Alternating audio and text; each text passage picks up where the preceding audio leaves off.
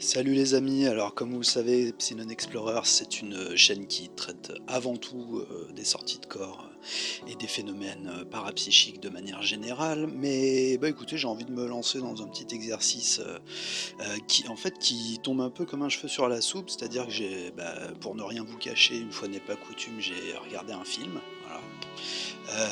Et ben je vais vous en parler pour la simple et bonne raison que ça me paraît coller un petit peu avec le thème de la chaîne.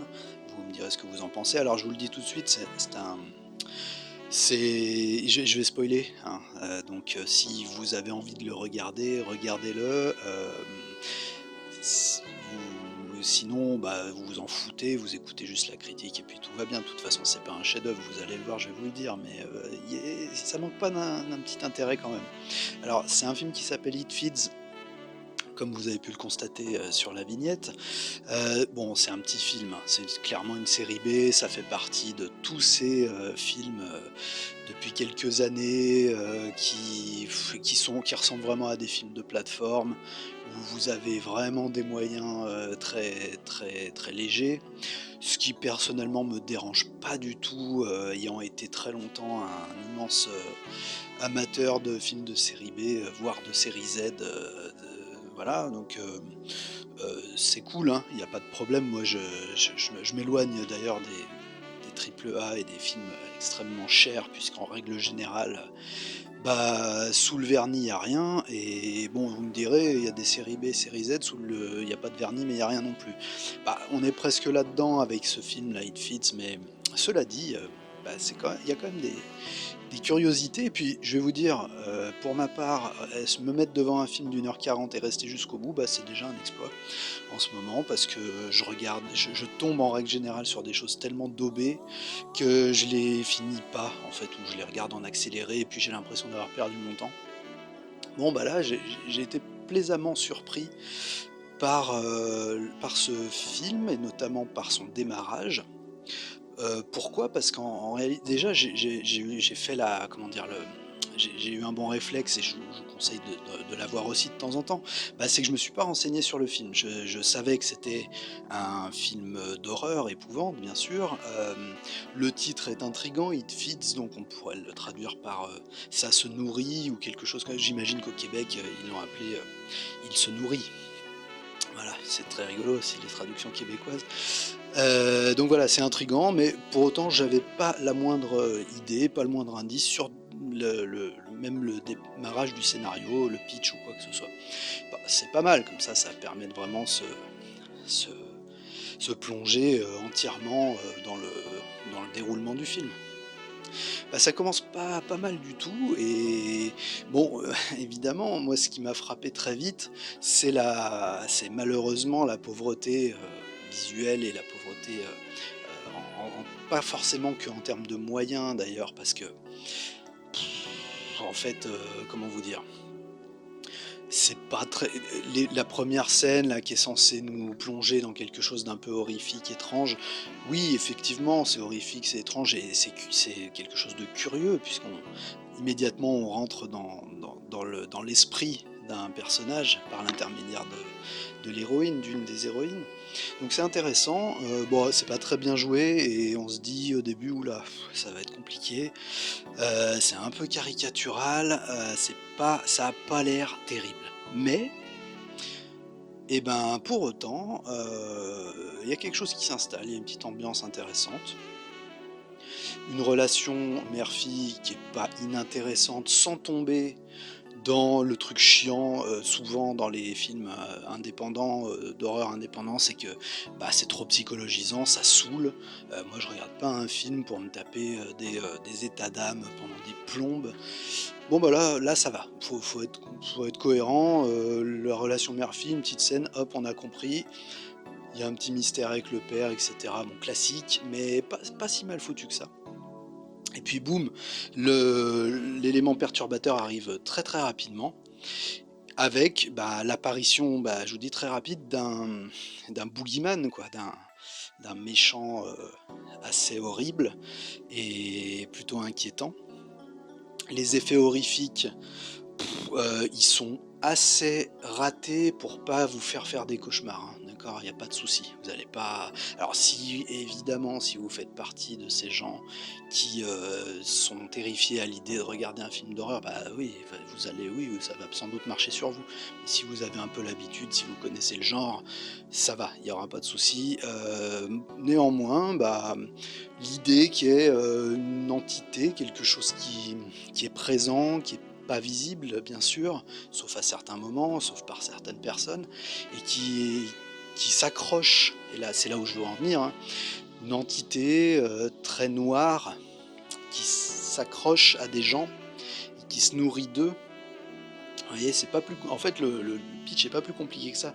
C'est l'histoire d'une entité qui se nourrit des gens et hem et voilà, finalement, ça va pas beaucoup plus loin, sauf que c'est ça moi, ça m'a vachement intéressé, ça m'a vachement parlé parce que justement cette entité-là, elle est présentée comme, hem, une réelle en fait, je vais pas vous cacher, une réelle entité du bas astral. Je le dis, pour faire court, hein, d'accord? Bas astral, ça se discute, mais en tout cas, une entité qui est sur une, réalité qui est très proche de la nôtre, assez pour avoir une action,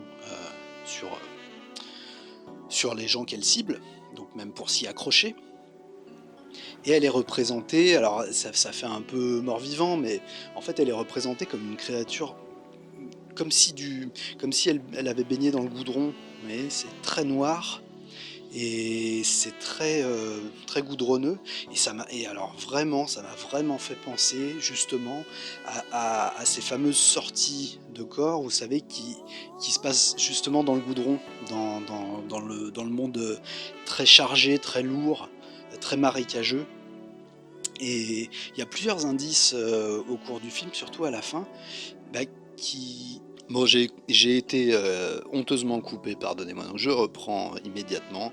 Alors, bon, pour être très clair, c'est un film qui est, pas intéressant spécialement. Il se rapproche effectivement de ce dont on parle parfois sur cette chaîne, soit des entités, qui, occupent, un monde très proche du nôtre, qui est un monde beaucoup plus qui vibre beaucoup plus bas et donc qui est dans le moi j'appelle ça dans le goudron, hein, vous savez, je sais pas si vous avez vous-même déjà fait cette expérience, mais on on se réveille conscient, mais avec une conscience un peu décalée. On n'a pas vraiment le contrôle de ce qui se passe. On est dans un environnement, qui est familier, mais qui est complètement noir. Alors certains rapportent une sensation de monde charbon, de monde goudron, vous voyez? Après ça se rejoint, c'est simplement une façon différente pour chacun de le décrire, en fonction de ses propres représentations. En réalité, c'est ce que Mark Oburn décrivait, dans les mondes, qui vibrent plus bas, hein, dans les mondes inférieurs. C'est alors je la fais très courte, c'est évidemment plus compliqué que ça, mais c'est quand même des choses que vous pouvez expérimenter par les exercices, de sortie hors du corps que vous souhaitez, qui vous vont bien et qui fonctionnent, peut-être, je vous le souhaite en tout cas. Et bon, c'est des expériences qui secouent un peu et qui sont pas forcément extrêmement agréables parce que en réalité, ce sont des, réussites partielles ou des échecs partiels, de la sortie hors du corps. Parce que oui, une partie de votre conscience, fait effectivement l'expérience de la sortie, mais elle le fait mal. Elle le fait mal parce qu'elle est encore engluée dans une partie de matière epsilon qui colle, qui est noire, qui est sombre, qui possède une inertie, lourde, hein. Donc c'est plus difficile de se déplacer, on n'a pas vraiment le contrôle de son corps éthérique pour peu qu'on ait une conscience d'avoir un corps dans cette sortie-là. Voilà, et du coup ce film, pour y revenir et puis pour conclure là-dessus, ce film est intéressant par rapport à la créature en elle-même. Vous verrez, alors c'est pas du tout une créature iconique comme peuvent l'être, Freddy, Chucky et compagnie de l'époque où, voilà, il y a encore aujourd'hui 40 ans après des licences, qui se base dessus. Bon là, clairement, la créature, elle est même pas nommée. C'est vraiment une entité du bas astral, clairement. Elle ressemble un peu à un vieux mort-vivant, mais par contre tout goudronneux, ce qui est plutôt là intéressant. Et finalement, vous verrez que cette créature, elle est plutôt cohérente dans sa description, puisque en fait, elle possède aucune intelligence. elle ne fonctionne que sur un mode de prédation et de parasitisme. Mais vraiment, il n'y a pas du tout de, comment dire, il y a pas de, elle n'est pas humanisée du tout cette créature, hein. Même si physiquement elle ressemble à un vieil humain mort-vivant, ok. Mais en fait, c'est vraiment une créature prédatrice du monde éthérique, du monde Epsilon. Ça serait intéressant de savoir si le scénariste ou le réalisateur de ce film est au courant des théories dont on parle sur cette chaîne. Pourquoi pas, peut-être, hein, honnêtement, ça serait pas étonnant d'ailleurs. Et puis vous verrez il y a un final qui est pas si mal, parce que à la fin, vous savez, je vous ai dit le film tout au long, en termes vraiment de mise en scène, il y a rien, hein, d'accord. Des petits travelling compensés, des trucs un peu pourraves. En même temps, ça met une forme de, entre guillemets, de réalisme ou de lumière assez crue.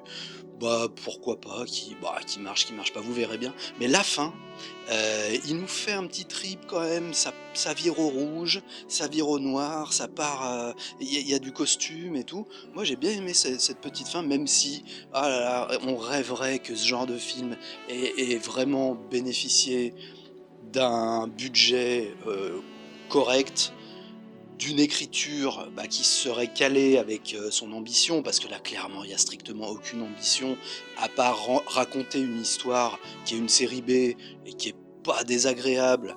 On va au bout, il n'y a pas de problème, mais qui va pas vous faire réveiller la nuit, et puis on n'en parlera plus on n'en parlera pas dans 30 ans, pour être très, très clair. Je dirais c'est le cas de la plupart des films. Euh, et puis c'est marrant parce que à la toute fin, et ça c'est pas forcément un spoil, quand ça se finit, vous avez un générique qui est très comics, je sais pas comment vous dire, avec des personnages qui défilent comme des dessins de comics. Là, ça fait. Et en fait, on sent qu'il y avait au départ sans doute cette inspiration de faire une série B euh, vraiment presque. Alors elle est pas fun, c'est pas fun, hein, le film est pas fun du tout, mais comment vous dire, un truc assez simple et qui se rapproche en fait peut-être d'un épisode des Contes de la Crypte, vous voyez, un truc un peu comme ça, un peu décalé, sauf que ça se voit et ça se sent uniquement dans le générique de fin quand le film est fini. Et ça, c'est quand même drôlement dommage. Donc voilà, il y a vraiment une opportunité loupée dans ce film, avec ce film. C'est pas grave, si vous avez un peu de temps à perdre, c'est pas pire que de regarder autre chose. Et franchement, si vous le regardez, si vous avez des commentaires là-dessus, une critique qui sera peut-être pas en accord avec la mienne, allez-y, hein, vous venez dans les commentaires, vous m'en parlez. Bon, c'était ma première petite critique Cinoche, ça vaut ce que ça vaut, hein, comme d'habitude, comme je vous ai déjà dit, j'improvise, je prépare pas, c'est le bordel et c'est pas grave.